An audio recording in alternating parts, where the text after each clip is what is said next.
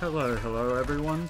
Today I'm going to be doing a sort of how to play Reaper kind of video, or a tips and tricks video for Reaper. It's going to be a pretty basic one. There's going to be a couple of little things in there that I think might help a lot of Reaper players. There's a lot of Reaper players who I think haven't noticed a couple of little things you can do with Reaper. One trick in particular that I want to show in this video to do with Reaper's ult.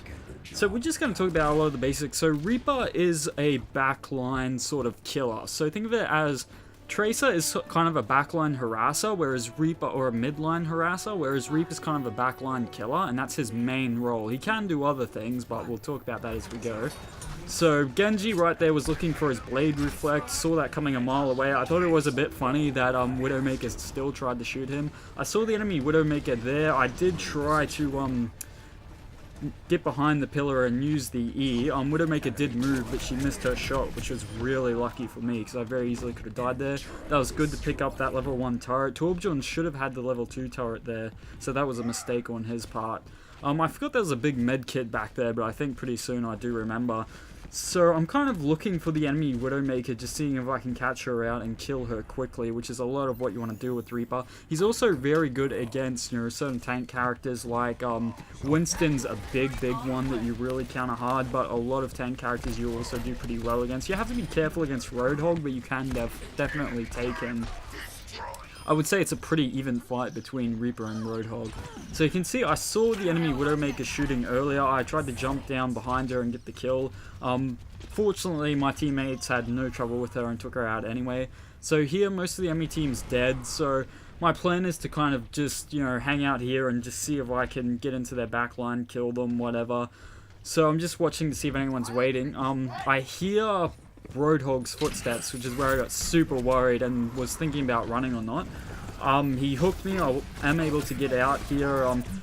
His ult may have very well just saved my life there, which is super fortunate. Both the Lucio ult and also the Roadhog ult. So make sure you're grabbing your souls as well when you're playing Reaper. Oh, down goes the Tracer. She should get out of there quick. So yeah, you can absolutely burst heroes really fast as Reaper.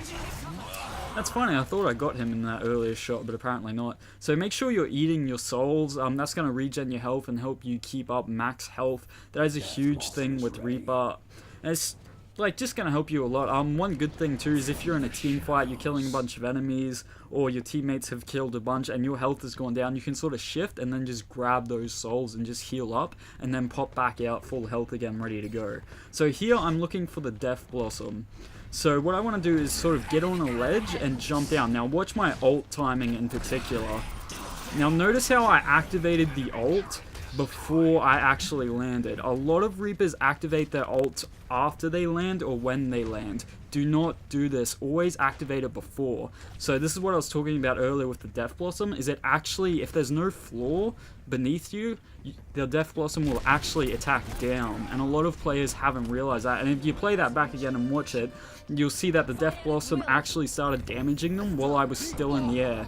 And that's a lot of how you're going to get good ults against good enemy teams, like how you're going to kill them like that. Even if they answer you quickly, a lot of the time it's still too late. So Lucio spotted me out there, that was good for him. I'm just sort of using my Shadow Step once again to get better positioning. Just using that pillar there so he couldn't single me out and kill me, or Junkrat couldn't burst me down really quickly. Junkrat can burst you so fast if he gets a good shot on you.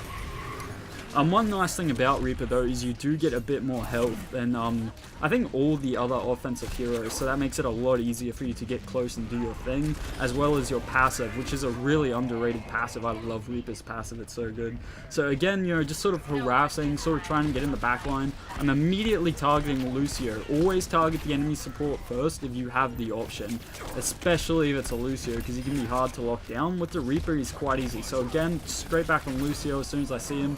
Instantly dead, was able to get the Torbjorn.